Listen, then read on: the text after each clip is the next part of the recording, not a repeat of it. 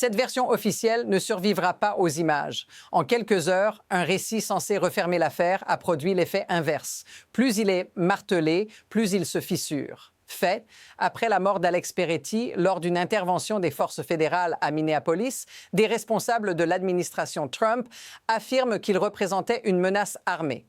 Fait, le contenu que vous avez fourni décrit un manifestant présent à un rassemblement pacifique, détenteur légal d'une arme restée dans son étui. Deux réalités incompatibles, diffusées en parallèle. Et si ce décalage vous concerne, ce n'est pas par idéologie, mais par précédent. Si une version peut être imposée malgré des images et des témoignages contraires, alors la frontière entre citoyen et danger devient floue pour n'importe qui. Mais voici le détail que beaucoup ont sous-estimé. La contestation ne vient pas seulement des opposants politiques. Elle vient de soutiens historiques, y compris au nom du deuxième amendement. C'est ici que l'histoire bascule. Et ce qui a provoqué ce retournement est plus précis et plus révélateur que vous ne l'imaginez. Ce qui s'est produit à Minneapolis n'est pas présenté comme un accident isolé, mais comme un test de force. Fait. Selon le contenu fourni, l'événement débute lors d'une manifestation décrite comme pacifique. Une femme est aspergée de gaz poivré. Alex Peretti intervient. La situation dégénère rapidement. Fait. Les autorités fédérales communiquent presque immédiatement, fixant un cadre précis, celui d'un individu dangereux neutralisé. Mais ce cadre n'utilise qu'une partie des éléments disponibles. Ce choix n'est pas anodin. Il s'inscrit dans une séquence plus large où la communication précède l'enquête. Inférence. Lorsqu'un récit est verrouillé si vite, ce n'est pas pour expliquer, mais pour contenir. Et la question n'est plus seulement ce qui s'est passé, mais pourquoi cette version-là devait sortir en premier. Remarquez ce qui n'est pas mis en avant. Le contexte, les images, la chronologie détaillée. À la place, un mot-clé suffit à orienter la perception. Terroriste, armée, menace. C'est là que le problème s'élargit, parce que si ce cadrage fonctionne une fois, il peut fonctionner ailleurs. Et maintenant, regardez comment les premiers détails concrets commencent déjà à contredire cette narration. L'affirmation centrale avancée par l'administration est simple. L'usage de la force aurait été justifié par une menace armée. Fait, cette justification repose sur l'existence d'une arme dissimulée. Fait, le contenu que vous avez fourni précise que cette arme était légalement détenue et qu'elle n'a jamais été dégainée. Un détail concret revient sans cesse dans les témoignages cités. Sur les images, Peretti a un téléphone dans une main, l'autre levé, vide. Puis, un élément inattendu intervient. Fait.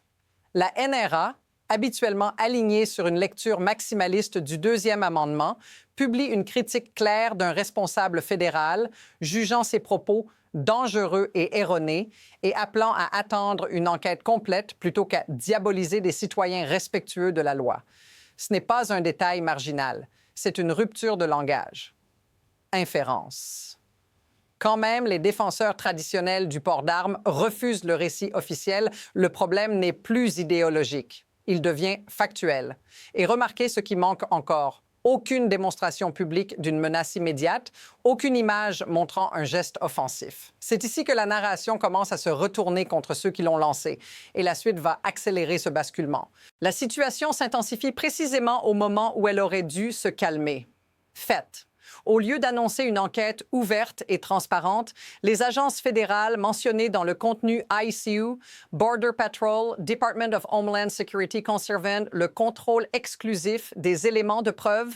Fait, les autorités locales et de l'État du Minnesota se voient refuser l'accès immédiat aux preuves matérielles, y compris aux vidéos et aux rapports internes. Ce schéma n'est pas nouveau.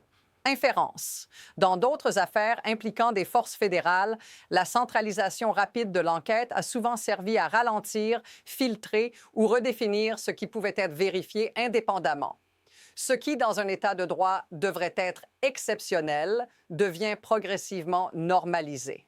Et pendant que cette fermeture institutionnelle s'installe, la communication publique continue. Fait, des comptes officiels et des responsables politiques persistent à employer des termes comme terroriste ou insurrectionniste sans attendre les conclusions d'une enquête complète. Cette simultanéité est cruciale. Elle fige une perception avant même que les faits puissent être examinés contradictoirement.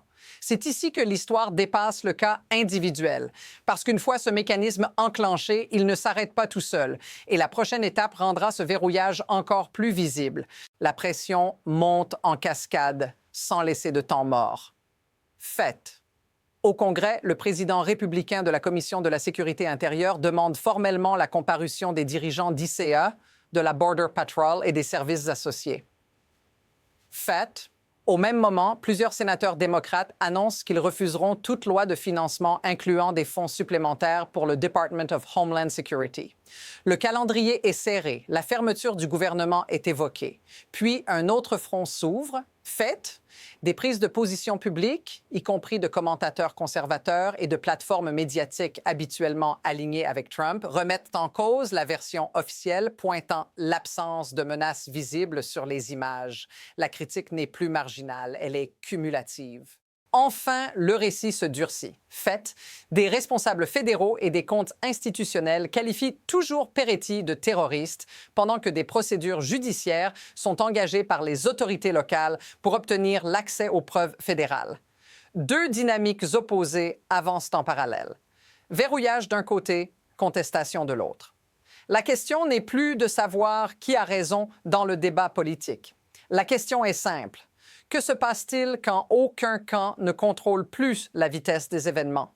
Les développements s'enchaînent désormais sans pause. Fait, un procureur du comté de Hennepin engage une action en justice pour exiger un accès immédiat aux preuves fédérales liées à la mort de Peretti. Fait, selon le contenu fourni, les agences fédérales refusent toujours de transmettre ces éléments, y compris aux autorités locales et à l'État. Le conflit n'est plus seulement narratif, il devient institutionnel. Dans le même temps, un autre signal surgit. Fait, des responsables politiques et des commentateurs, y compris issus de sphères traditionnellement favorables à Trump, reconnaissent publiquement que les images ne montrent pas un individu tyran ou menaçant avec une arme. Cette reconnaissance est prudente, mais elle existe, et elle s'ajoute aux précédentes. Puis, la pression s'étend au-delà du cadre judiciaire. Fait. Des appels au boycott, notamment liés à des événements internationaux aux États-Unis, apparaissent dans le discours public, nourris par la crainte d'une violence arbitraire lors de manifestations. Inférence. Lorsque l'impact commence à toucher l'image du pays et ses intérêts symboliques, le coût politique change d'échelle. Tout s'accumule à grande vitesse. Procédures, déclarations, réactions internationales. La mécanique est lancée. Et une question devient impossible à éviter. Que se passe-t-il si cette dynamique ne ralentit pas? À ce stade, l'histoire cesse d'être abstraite. Elle se rapproche de vous. Fait. Selon le contenu fourni, Alex Peretti était infirmier en soins intensifs au VA de Minneapolis. Il soignait des vétérans, il intervenait lors d'une manifestation. Rien dans ces éléments ne le distingue d'un citoyen ordinaire engagé dans la vie publique. C'est là que l'impact humain devient impossible à contourner. Inférence.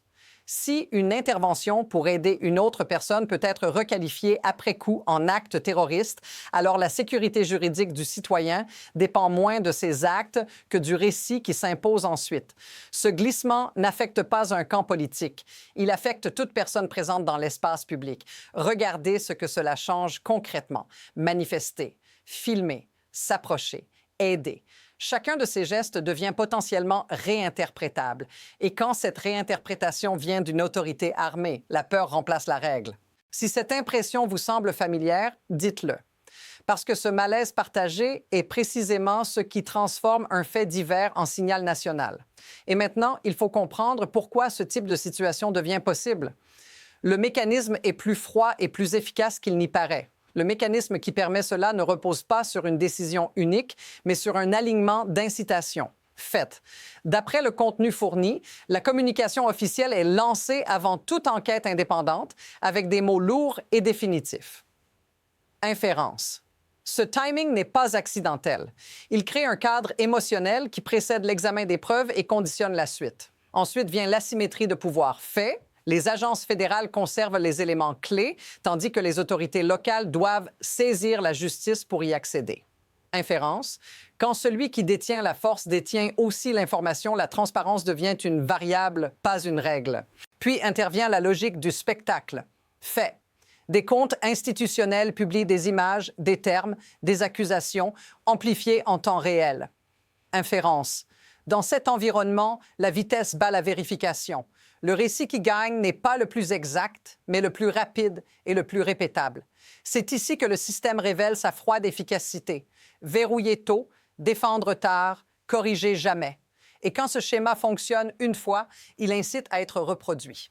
La question devient alors inévitable. Jusqu'où ce mécanisme peut-il aller avant de se retourner contre ceux qui l'utilisent? Deux trajectoires se dessinent désormais et aucune n'est théorique. Fate. Des procédures judiciaires sont en cours pour forcer l'accès aux preuves, tandis que le Congrès envisage des auditions et que le financement du Department of Homeland Security est publiquement contesté. Fait. En parallèle, les agences fédérales maintiennent leur version et leur contrôle des éléments clés. Ces deux dynamiques avancent en sens opposé, mais à la même vitesse. Première trajectoire. Inférence. Si les preuves deviennent accessibles et que les contradictions se confirment, le récit initial s'effondre officiellement, pas par indignation, mais par accumulation. Audition, documents, témoignages. Le coût politique augmente, y compris au sein des soutiens traditionnels, et la pression pour des limites structurelles devient concrète. Deuxième trajectoire. Inférence. Si l'accès reste bloqué et que le récit se fige, la normalisation s'installe. Les mots employés aujourd'hui deviennent des précédents pour demain. La frontière entre enquête et communication disparaît. Et chaque nouvel incident s'inscrit dans un cadre déjà prêt. Ce qui rend ce moment instable, c'est l'incertitude. Rien n'est encore scellé, mais l'inertie favorise toujours celui qui parle le premier. Et pendant que ces deux voies se dessinent, un troisième facteur entre en jeu plus silencieux, mais décisif, la mémoire publique. Ce que révèle cette affaire dépasse un nom et une nuit à Minneapolis. Elle montre comment, aujourd'hui, le pouvoir ne se mesure pas seulement à la force, mais à la vitesse du récit. Fait. Dans le contenu que vous avez fourni, les images, les témoignages et les réactions contradictoires existent déjà. Inférence. Ce qui décidera de la suite n'est pas l'absence d'informations, mais la manière dont elles seront retenues ou oubliées. Voici l'idée clé à retenir. Quand un État peut qualifier un citoyen avant de l'expliquer, la réalité devient secondaire. Ce n'est plus la vérité qui clôt l'histoire, mais l'épuisement du public. Et c'est précisément pour cela que ce moment compte. Pas parce qu'il est unique, mais parce qu'il est reproductible. Si cette mécanique vous semble familière, ce n'est pas un hasard. Elle réapparaît chaque fois que la peur, le spectacle et le silence institutionnel s'alignent. Et la prochaine fois, elle pourrait concerner un autre lieu, un autre visage, un autre prétexte. Si vous voulez comprendre comment ces récits se construisent et comment ils se délitent, suivez ce travail. Parce que l'histoire ne s'arrête jamais au premier communiqué.